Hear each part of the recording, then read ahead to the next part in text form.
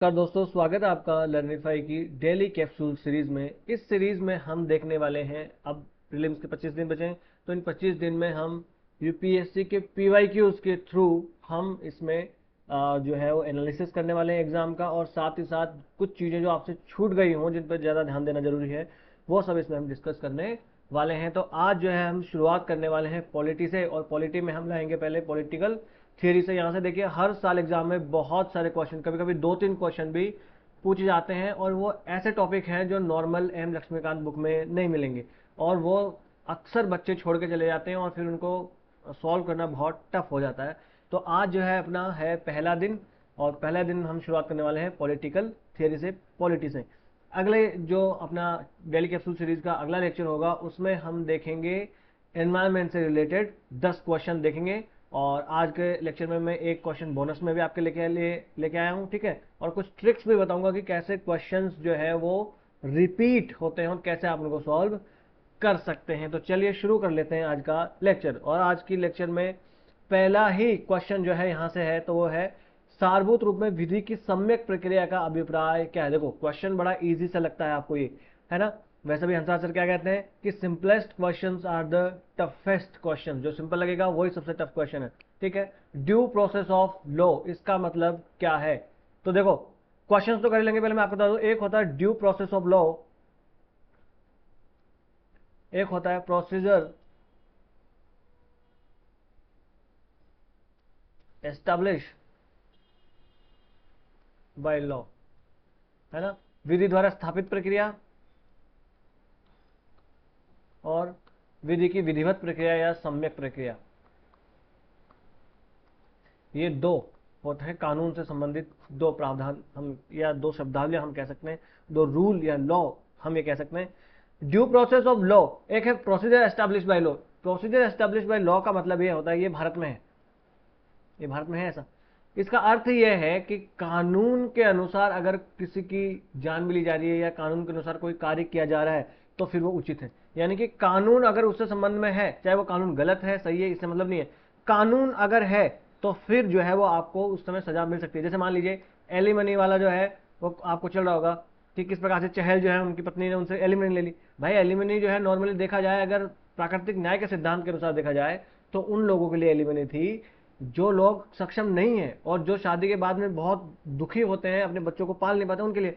अब उनकी पत्नी को कहाँ इतना दुख है, तो ये कानून के अनुसार अगर विधि की विधिवत प्रक्रिया होती तो शायद इनको एलिमनी ना मिलती। बट अपने यहाँ क्या है, विधि द्वारा स्थापित प्रक्रिया, इसका मतलब है एलिमनी से रिलेटेड अपने यहाँ कानून है, तो अब चाहे वो सक्षम है कि नहीं है, अब वो उसको एलिमनी मिलेगी मिलेगी। समझ में?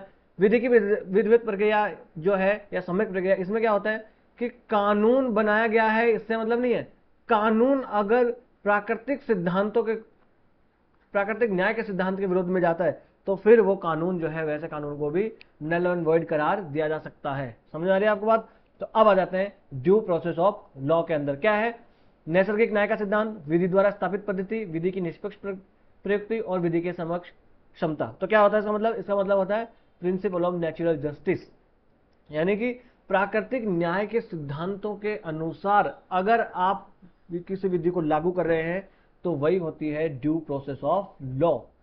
समझ में आ रही है आपको बात? यानी कि अगर वो, अब प्राकृतिक न्याय का सिद्धांत क्या होता है? प्राकृतिक न्याय का सिद्धांत का मतलब ही ये है कि कोई बना के नहीं गया है, ये समय के साथ विकसित होते रहते हैं कि हाँ ऐसा होना चाहिए। भाई आपको ऐसा कहो क्या इनको एलिमनी मिलनी चाहिए, तो आप कहेंगे सर एलिमनी इनको नहीं मिलनी चाहिए क्योंकि ये इसमें सक्षम है, तो ऐसा वाला।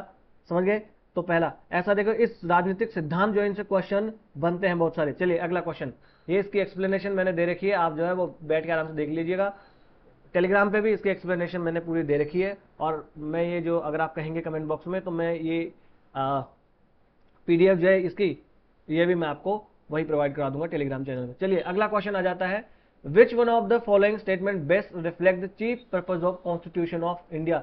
11th क्लास की सीधी बुक है संवैधानिक सिद्धांत वाला, कि संविधान का विकास वगैरह कैसा होता है।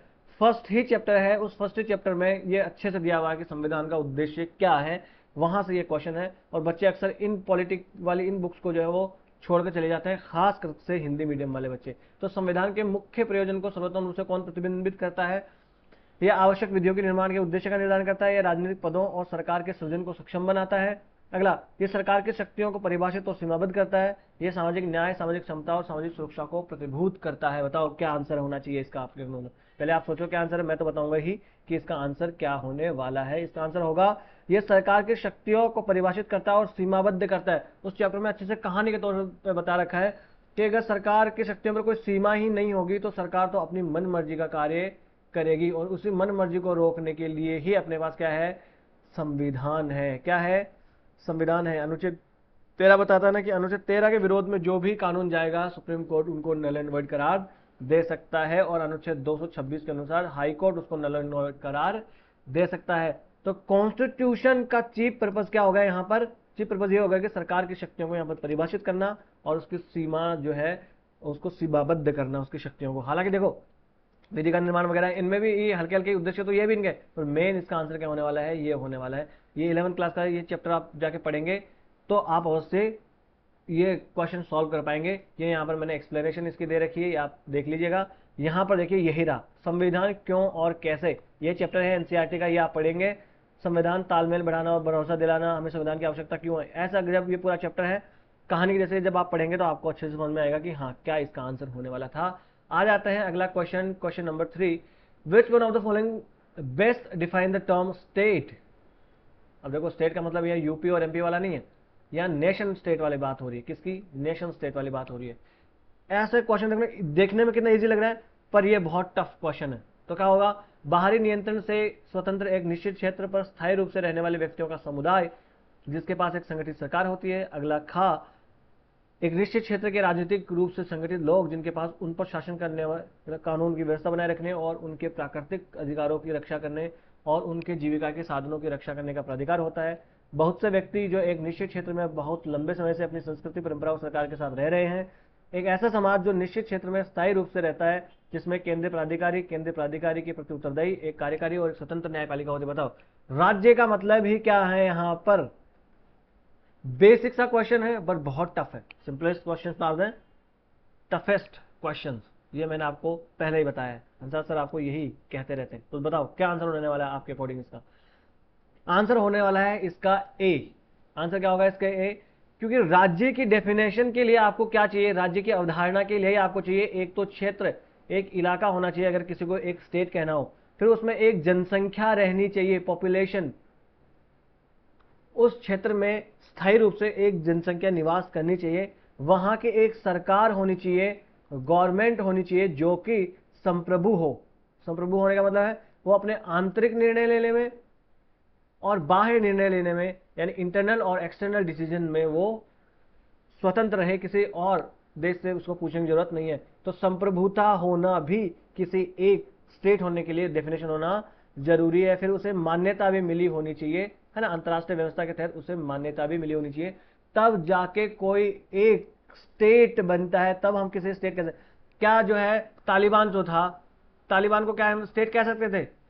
नहीं कह सकते थे। पर अब क्या तालिबान को स्टेट कह सकते हैं? क्योंकि देखो तालिबान जहां है वहां एक क्षेत्र उसमें है, वो संप्रभु भी है, वहां पर लोग भी रह रहे हैं, ठीक है, और वहां पर एक सरकार भी है। तो हम क्या कह सकते हैं? अब तालिबान जो है वो वहां की सरकार में है, वो सत्ता में है, तो वो अब एक राज्य है। मान लीजिए कल को हम कह दें कि मैं जो है वो अपना गांव है लुनियावास को मैं जो है एक राज्य घोषित कर दूं, तो क्या वो राज्य होगा? क्या मैं वहां पर एक सरकार चला सकता हूं? क्या वो संप्रभु होगा?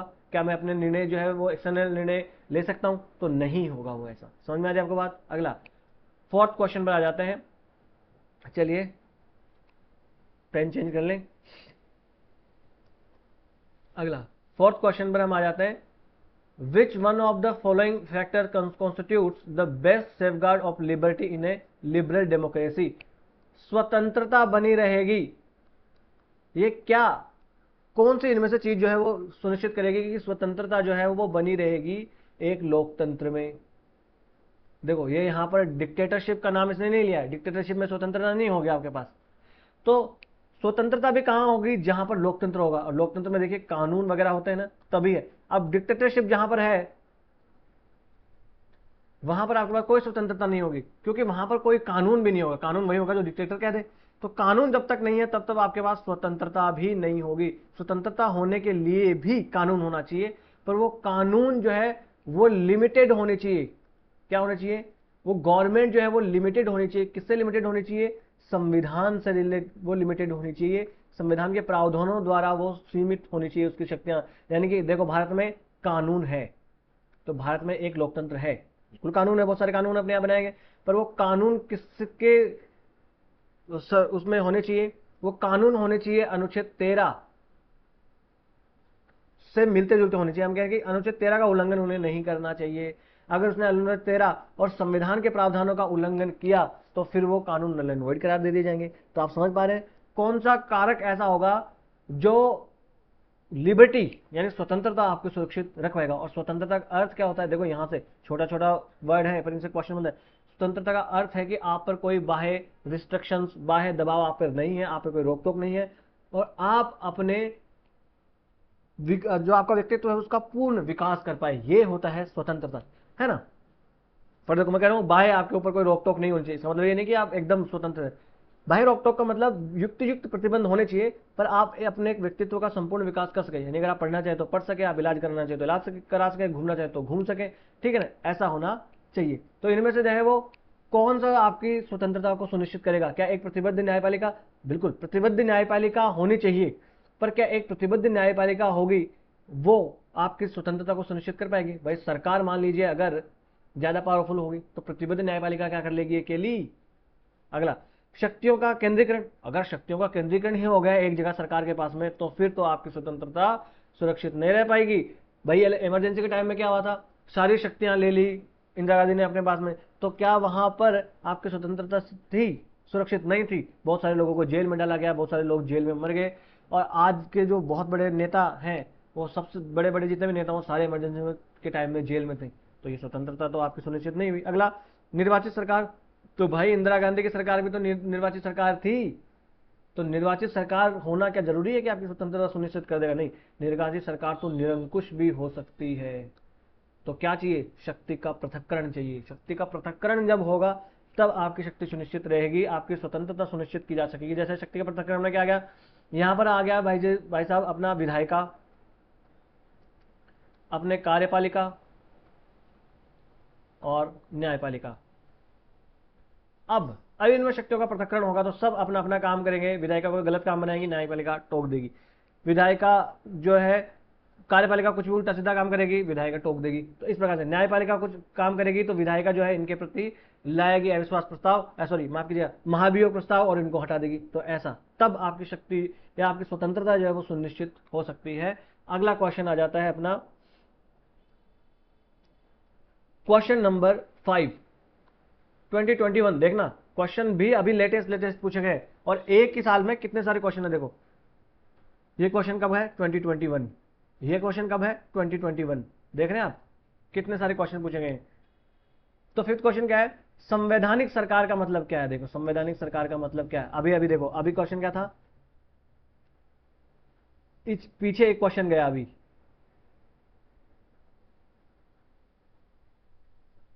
कौन सा क्वेश्चन गया? हाँ ये तो नहीं है, limited government chief constitution. Constitution का मतलब क्या है यहां पर? It defines and limits the power of government. समझ में आ रहा? ये क्वेश्चन ही समझो कि आप रिपीट हुआ 2023 का क्वेश्चन जो है कब रिपीट हो गया, या हम कहेंगे 2021 का क्वेश्चन कब रिपीट हो गया? 2023 में। कॉन्स्टिट्यूशनल गवर्नमेंट का मतलब क्या था? Limited government. देखो अब यही ये क्वेश्चन सेम यही कहना चाहता है। अब आ जाओ क्वेश्चन क्या कहना चाहता है? What is constitutional government mean? वहां पर अलग क्वेश्चन सेम ही है, बस स्टेटमेंट का क्वेश्चन और क्वेश्चन का स्टेटमेंट हो गया। तो यहां पर संवैधानिक सरकार कौन है? संघीय ढांचे वाली सरकार, जिस प्रतिनिधि सरकार। क्या जरूरी है कि वो एक संवैधानिक सरकार होगी? मैंने अभी आपको संवैधानिक सरकार की डेफिनेशन बताई, क्या थी वो? Limited government. क्या थी? Limited government. किसके द्वारा लिमिटेड होगी? संविधान के द्वारा लिमिटेड होगी, है ना, ताकि वो जो है कुछ मूल अधिकारों का, कुछ संवैधानिक प्रावधानों का, हम कहते हैं कि बेसिक स्ट्रक्चर, इसका जो उल्लंघन नहीं कर पाएगी।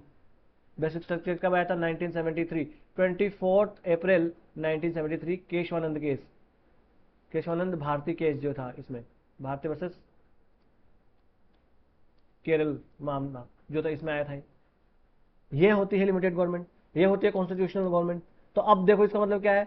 प्रतिनिधि संघीय ढांचे वाली सरकार, तो संघीय ढांचे की सरकार से कोई मतलब नहीं है, या संघीय ढांचे की सरकार हो, क्या एकल सरकार हो, इससे कोई मतलब ही नहीं है। अगला, एक सरकार जिसके मुखिया को नाममात्र की शक्तियां प्राप्त है, इससे भी कोई मतलब नहीं है। भाई नाममात्र की शक्तियां कहां पर प्राप्त होती है? संसदीय सरकार वाली में। तो इससे क्या मतलब है, संसदीय सरकार हो कि राष्ट्रपति सरकार हो। भाई संसदीय सरकार वाली सरकार भी तो कॉन्स्टिट्यूशनल गवर्नमेंट नहीं हो सकती। जैसे इंदिरा गांधी की सरकार यहाँ पर थी, वो क्या कॉन्स्टिट्यूशनल गवर्नमेंट थी? नहीं, उन्होंने यहाँ के नागरिकों के मूल अधिकार को हनन किया। अगला, एक सरकार जिसका मुखिया वास्तविक शक्तियों का आनंद लेता हो, मतलब ये हो गया राष्ट्रपति शासन, राष्ट्रपति प्रकार की गवर्नमेंट, है ना। तो उसमें भी जरूरत नहीं है, जैसे यूएस में होता है, तो यूएस में हो ऐसा भी जरूरी नहीं है। होता क्या है, संविधान की शर्तों के अनुसार सीमित सरकार हो। संविधान की शर्तें बोलेगी कि भैया बेसिक स्ट्रक्चर का आप उल्लंघन नहीं कर सकते, आर्टिकल 13 का उल्लंघन नहीं कर सकते, जो भी मूल अधिकार है उनका उल्लंघन आप नहीं कर पाएंगे नागरिकों का। ये होती है कॉन्स्टिट्यूशनल गवर्नमेंट, जो सीमित सरकार होती है। समझ में आई? अगला क्वेश्चन आ जाता है, देखो संसदीय व्यवस्था वाली सरकार क्या होती है? क्या है संसदीय व्यवस्था वाली सरकार? क्या होती है संसदीय व्यवस्था? इतना इजी क्वेश्चन है 2020 का क्वेश्चन। देखिए आप 2020 का क्वेश्चन, इतना इजी क्वेश्चन। मेरी जो पॉलिटिकल लेक्चर सीरीज है उसमें संसदीय व्यवस्था वाले में अच्छे से मैंने आपको समझाया क्या होती है संसदीय व्यवस्था। संसदीय व्यवस्था का अर्थ पहले मैं बता दूं, फिर आप क्वेश्चन अटेम्प्ट करना, या तो पहले आप क्वेश्चन अटेम्प्ट खुद कर लो, एक बार वीडियो पॉज करो और एक बार जो है क्वेश्चन अटेम्प्ट करके देखो, अपने मन में आंसर आप सोच लो। चलो सोच लिया, अब देखो पहले मैं आपको संसदीय सरकार की व्यवस्था का मतलब बता दूं। संसदीय सरकार है, इसका अर्थ ही ये है, चलो हम लोग क्या करते हैं कि एक नया पेज ले लेते हैं, स्क्रीन, चलो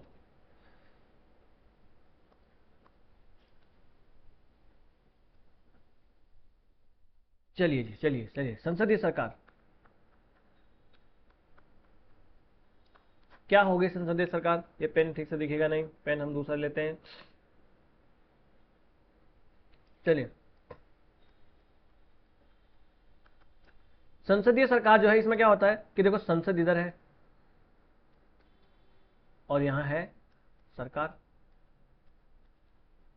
संसद में क्या है, लोकसभा भारत में और राज्यसभा। ऐसा ब्रिटेन में देखा जाए तो हाउस ऑफ कॉमन्स है, हाउस ऑफ लॉर्ड्स है, और हाउस ऑफ लॉर्ड्स। चलिए अब देखो, संसदीय सरकार ये होगी कि ये सरकार जो है वो जिम्मेदार होगी किसके प्रति, संसद के प्रति। और संसद में भी किसके प्रति, इंडिया में लोकसभा और ब्रिटेन में किसके, हाउस ऑफ कॉमन्स के प्रति। तो मतलब ये हुआ कि लोकसभा और हाउस ऑफ कॉमन्स दोनों मिलकर गवर्नमेंट को अविश्वास प्रस्ताव के द्वारा हटा सकती हैं। ये अविश्वास प्रस्ताव यानी जब तक विश्वास मत प्राप्त है सरकार को लोकसभा और हाउस ऑफ कॉमन्स में, तब तक सरकार बनी रहेगी, यानी संसद के प्रति जिम्मेदार है। ये होता है संसदीय व्यवस्था का अर्थ। अब आ जाते हैं क्वेश्चन पे, अब सॉल्व आप कर पाएंगे कि अब देखो क्वेश्चन क्या कह रहा है। तो अब सवाल आप अपने आप देखिए, पहचान लेंगे क्या इसका आंसर ए होने वाला है, संसद के सभी राजनीतिक दलों का सरकार में प्रतिनिधित्व होना। क्या ये इसका सही आंसर है?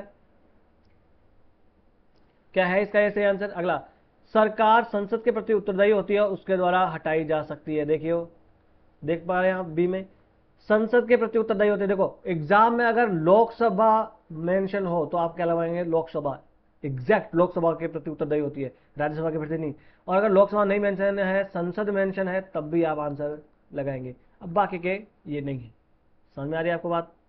अगला question, 7th question, one common agreement between Gandhism and Marxism. गांधीवाद और मार्क्सवाद के बीच में समान सहमति क्या पाई जाती थी? क्या गांधीवाद और मार्क्सवाद दोनों को आपने पढ़ा है?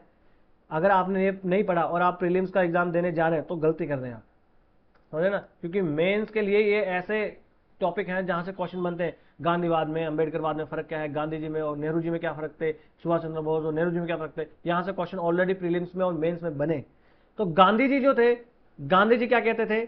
गांधी जी भी देखिए स्टेट लेस की बात करते थे, स्टेट लेस सोसाइटी की बात करते हैं, यानी राज्य विहीन सरकार समाज होना चाहिए, कि राज्य नहीं होना चाहिए, यानी स्टेट होना ही नहीं चाहिए, सरकार होनी नहीं चाहिए। जनता अपने आप में ही क्या हो, अनुशासित इतनी हो जाए कि वो किसी सरकार की जरूरत ना पड़े। और मार्क्स भी यही कहते थे, मार्क्स कहते थे कि जो भी सर्वहारा वर्ग जो है, ये सर्वहारा वर्ग जीत हासिल कर लेगा। और जो वर्ग अभी बने हुए हैं सब, कैपिटल वर्ग जो है, पूंजीपति वर्ग बना हुआ है, ये वर्ग को समाप्त कर दिया जाएगा और बिना किसी सरकार के, बिना किसी स्टेट के जो है अब सोसाइटी यहां पर चलेगी। ये बात करते हैं। बाकी देखिए वर्ग संघर्ष, तो गांधी जी वर्ग संघर्ष की बात नहीं करते हैं, वर्ग संघर्ष की बात मार्क्स तो करते हैं पर गांधी जी नहीं करते। मार्क्सवाद में मार्क्स ये कहते हैं कि जो पूंजीपति वर्ग है और सर्वहारा वर्ग है, इनके बीच में क्रांति होगी ही होगी। सर्वहारा वर्गों को ब्लड के साथ क्रांति करनी पड़ेगी, रक्त वाली क्रांति करनी पड़ेगी और इन पूंजीपति से सत्ता छीननी पड़ेगी। मगर गांधी जी इसकी बात नहीं करते हैं। गांधी जी कहते हैं भैया नहीं, सब वर्गों के बीच में यहाँ पर सहमति होनी चाहिए, संघर्ष बिल्कुल भी नहीं होना चाहिए। ठीक है, अगला निजी संपत्ति की समाप्ति। तो गांधी जी जो है वो निजी संपत्ति की समाप्ति की बात नहीं करते। गांधी जी निजी संपत्ति की समाप्ति की बात नहीं करते। गांधी जी बल्कि ये कहते हैं कि निजी संपत्ति भले ही हो, ट्रस्टीशिप यानी न्यास का सिद्धांत देते ना हो कि अमीरों के पास मान लीजिए कि दौलत धन दौलत है वो हो, पर वो उसके ट्रस्टी हैं, वो उनके बापू की जो है वो नहीं है, वो सिर्फ और सिर्फ उसके ट्रस्टी है। मगर यहां पर ये क्या करते हैं, मार्क्स निजी संपत्ति की ये का विरोध करते हैं कि निजी संपत्ति होनी ही नहीं चाहिए। किसका होनी चाहिए, समुदाय की संपत्ति होनी चाहिए, किसी एक व्यक्ति की संपत्ति होनी ही नहीं चाहिए। आर्थिक नियतिवाद, गांधी जी आर्थिक नियतिवाद को नहीं मानते, गांधी जी सामाजिक नियतिवाद को मानते हैं। यहां पर वो नैतिक मूल्यों की बात करते हैं और मार्क्स जो है वो हर बात में आर्थिक नियतिवाद ले आते हैं। वो हर चीज में धन को देखेंगे कि हाँ इसके पीछे धन कारण रहा है, और गांधी जी इसमें सामाजिक और नैतिक जो है वो मूल्यों को देखते हैं। चलिए अगला question, 8th question, constitutional government by definition. देखो फिर कॉन्स्टिट्यूशनल गवर्नमेंट, अब देखो कॉन्स्टिट्यूशनल गवर्नमेंट अभी अभी कितनी बार मैंने आपको दिखा दी है कॉन्स्टिट्यूशनल गवर्नमेंट, फिर कॉन्स्टिट्यूशनल गवर्नमेंट आ गया। कैसे रिपीट हो रहा है क्वेश्चन, ऐसे रिपीट होता है। Constitutional government, government by legislature, popular government, multi party government, limited government. सीधा क्वेश्चन आप क्या लगाएंगे, लिमिटेड गवर्नमेंट। सीमित सरकार, किसके द्वारा सीमित सरकार, भैया संविधान के द्वारा सीमित सरकार। अब देखो एक जैसे 2 क्वेश्चन ऑलरेडी करा चुका हूं, अब एक ही बार को कितनी बार समझाऊंगा, ऐसे ही क्वेश्चन आते हैं, है ना। तभी तो कह रहा हूं ये सीरीज आपने देखी तो मान लो आपने अब तक पढ़ा, जो कुछ चीजें छूट भी गई है, कंसेप्ट आपने दिमाग आप लगा ही नहीं पाए, वो आप यहां पर लगा पाएंगे। अगला क्वेश्चन, राज्य व्यवस्था के संदर्भ में निम्नलिखित में से किस एक को आप स्वतंत्रता की सर्वाधिक उपयुक्त व्याख्या के रूप में देखेंगे। स्वतंत्रता की आगे व्याख्या, अब मैंने थोड़ी देर पहले स्वतंत्रता की लिबर्टी की व्याख्या आपको बताई थी कि क्या होता है इसका अर्थ, है ना। क्या है, राजनीतिक शासकों की तानाशाही के विरुद्ध संरक्षण। अगला, नियंत्रण का अभाव, इच्छानुसार कुछ भी करने का अवसर। डी, स्वयं को पूर्ण विकसित करने का अवसर। तो बताओ, पॉज करो वीडियो और सोचो आंसर क्या होने वाला है, बताओ। Answer will be D. क्या होना चाहिए answer, answer should be D होना चाहिए। स्वयं को पूर्ण विकसित करने का अधिकार, अपने पूर्ण व्यक्तित्व का विकास आप कर पाए, ये होता है स्वतंत्रता, स्वाधीनता, स्वतंत्रता। यहां पर देखो, इच्छानुसार कुछ भी करने की स्वतंत्रता। भैया अगर इच्छानुसार कुछ भी करने की स्वतंत्रता आ गई तो आप तो किसी का मर्डर कर दोगे, तो मर्डर करने की किसी को स्वतंत्रता नहीं है ना, फिर तो आप अगले की स्वतंत्रता को समाप्त कर देंगे, समझ रहे। तो आपके पास स्वतंत्रता है कुछ भी करने की, परंतु उसके ऊपर युक्त प्रतिबंध लगाया जाना चाहिए। वो स्वतंत्रता तभी तक है जब तक आप अपने आप को पूर्ण विकसित ना कर ले। आप अपने आप को पूर्ण विकसित करने तक ही आपकी स्वतंत्रता सीमित है। मतलब आप चाहे तो भाई मैं जो है वो एजुकेशन लेना चाहता हूँ तो अच्छे से ले सकते हैं, भाई मैं इलाज करवाना चाहता हूँ तो वो अच्छे से कर सकते हैं, मैं कॉलेज में पढ़ना चाहता हूँ वो आप कर सकते हैं, मैं कोई एग्जाम देना चाहता हूँ वो आप कर सकते हैं। तो आप कहने लगे कि देख ये सब करोगे तो आपको पूर्ण व्यक्तित्व का विकास होगा। आप कहोगे मैं तो किसी के जी रेपटा मारना चाहता हूँ, मैं तो किसी को जी मर्डर करना चाहता हूँ, मैं तो किसी का जी रेप करना चाहता हूँ, मैं तो किसी को गाली देना चाहता हूँ, तो क्या ये आपकी स्वतंत्रता है? ये तो कुछ भी करने का हो गया ना इच्छानुसार। तो ऐसी आपके पास स्वतंत्रता नहीं है, उसको आप स्वतंत्रता नहीं कहेंगे, समझ गए। अगला क्वेश्चन, 10th क्वेश्चन, विधि और स्वाधीनता। यानी यहां पर क्वेश्चन क्या है, लॉ एंड लिबर्टी। देखो फिर लिबर्टी से रिलेटेड क्वेश्चन है, लिबर्टी लिबर्टी लिबर्टी, कितने सारे क्वेश्चन आए सोचो। अब आपका उद्देश्य क्या होना चाहिए, इस लिबर्टी वाले टॉपिक को नहीं मिल रहा कहीं गूगल पर डालो और इसको पढ़ लो अच्छे से।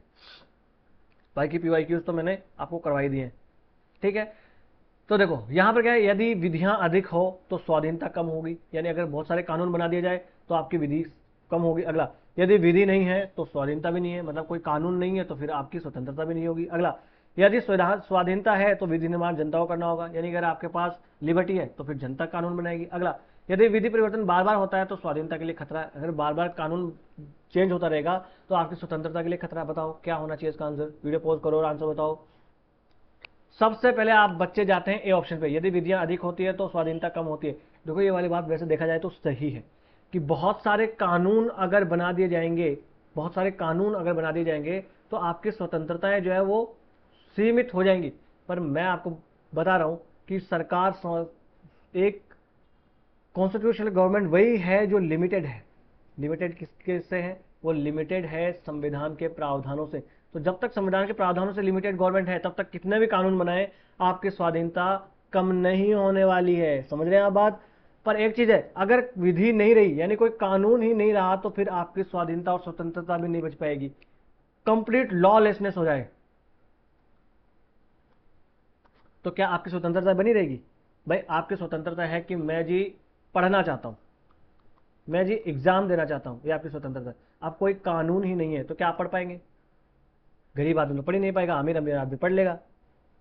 मैं जी घूमना चाहता हूं, उससे मुझे स्वतंत्रता है, मगर कोई कानून नहीं है, पुलिस नहीं है, तो आप रात को बाहर गए और किसी ने आपको मर्डर कर दिया, फिर कहां गई आपकी स्वतंत्रता? जो जब तक विधि नहीं है तब तक आपकी स्वतंत्रता और स्वाधीनता भी नहीं हो सकती। आपकी स्वतंत्रता और स्वाधीनता को बनाए रखने के लिए विधि होना जरूरी है।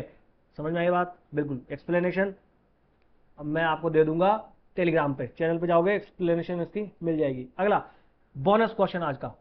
वैसे हम 10 क्वेश्चन ही डिस्कस कर रहे हैं, पर आज का बोनस क्वेश्चन, निम्नलिखित में से किसको विधि के शासन के प्रमुख लक्षणों, फिर विधि आ गया, लिबर्टी विधि फिर आ गया। तो विधि का शासन, कानून का शासन कौन लेके आया था? A.V. डायसी,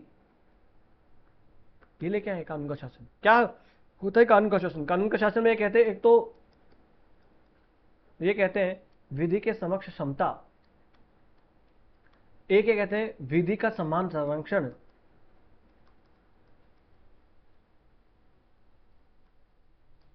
और व्यक्तिगत अधिकारों को मान्यता।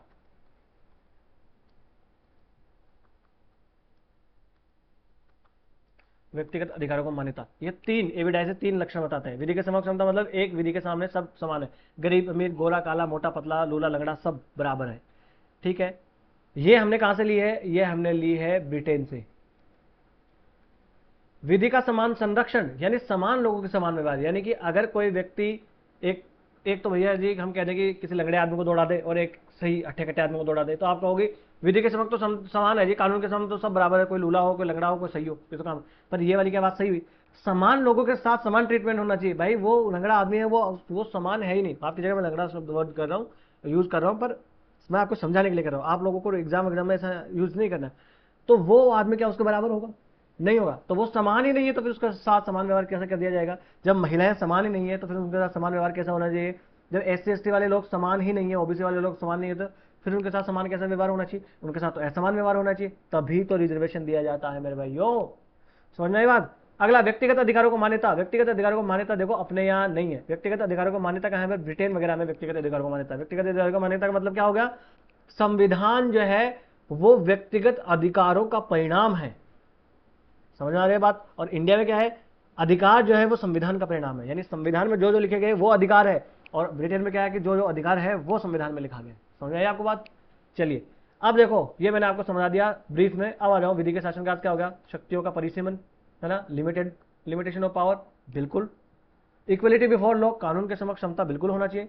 Peoples responsibility to the government, यानी लोगों का उत्तरदायित्व है सरकार के प्रति।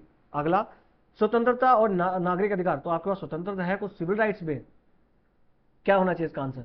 1 and 3, 2 and 4, 1 to 4, 1 2 3 4, क्या आंसर होना चाहिए? पोज करो और आंसर दो। देखो शक्तियों का परिसीमन बिल्कुल, लिमिटेड गवर्नमेंट, कितनी बार तो बता दिया मैंने, लिमिटेड गवर्नमेंट। अगला विधि के समक्ष क्षमता, बिल्कुल अभी बताया विधि के समक्ष क्षमता। सरकार के प्रति जन उत्तरदायित्व, भाई सरकार के प्रति जन उत्तरदायित्व नहीं, सरकार जनता के प्रति उत्तरदायित्व होनी चाहिए, जनता सरकार के प्रति नहीं, है ना। कहाँ उल्टा गंगा बहा रहे हो? तो 3 को काटो, ये गया एलिमिनेशन मेथड, ये गया A और D गया, आंसर आना चाहिए B या C में से एक। अब देखो पहला तो आंसर होना ही चाहिए, तो इसमें पहला नहीं है तो ये भी गया एलिमिनेशन मेथड से। कौन सा आंसर आ गया? 1 2 and 4 आंसर, है ना। ये हो गया अपना आज का डेली कैप्सूल सीरीज का लेक्चर। कल वाला जो लेक्चर होगा डेली 7 बजे आप आना, ये डेली कैप्सूल सीरीज आपकी आएगी। कल वाला जो लेक्चर होगा उसमें हम देखेंगे एनवायरमेंट से रिलेटेड टॉप 10 MCQs, जो PYQs ही है UPSC की, जिससे हम एक ट्रेंड जो है उसका अनुमान लगा पाएंगे और डिकोड कर पाएंगे UPSC 2025 को। 25 दिन 2025 और डेली कैप्सूल सीरीज और लर्निफाई के साथ हम जो है ये पास कर देंगे और नैया पार आपकी लग जाने वाली है। मैं आपको ये श्योर कर रहा हूँ। अगर आप यहाँ से क्वेश्चन, ये कैप्सूल सीरीज अगर आप कर लेते हैं तो बहुत सारे क्वेश्चन आपके सही होने के चांसेस बन जाएंगे। तो बस आज का लेक्चर यहीं समाप्त कर लेते हैं। इस लेक्चर की अगर आपको पीडीएफ चाहिए तो आप जाएंगे लर्निफाई अनलॉकिंग नॉलेज के नाम से टेलीग्राम पे अपना चैनल है, यहाँ से आप स्कैन कर सकते हैं और डिस्क्रिप्शन बॉक्स में लिंक भी दिया हुआ है। वीडियो अगर आपको अच्छा लगा तो लाइक कर दीजिए और चैनल को सब्सक्राइब कर लीजिए। और भी आपका कोई भाई बंधु मित्र सगा दोस्त है तो आप अवश्य चैनल को रिकमेंड करें। आपको कोई सलाह लेनी हो या कोई सलाह देनी हो तो आप अवश्य हमें कमेंट बॉक्स में लिख सकते हैं और बड़े ही लोकतांत्रिक ढंग से हम अपने छोटे से परिवार को आगे बढ़ाएंगे। नमस्ते, धन्यवाद।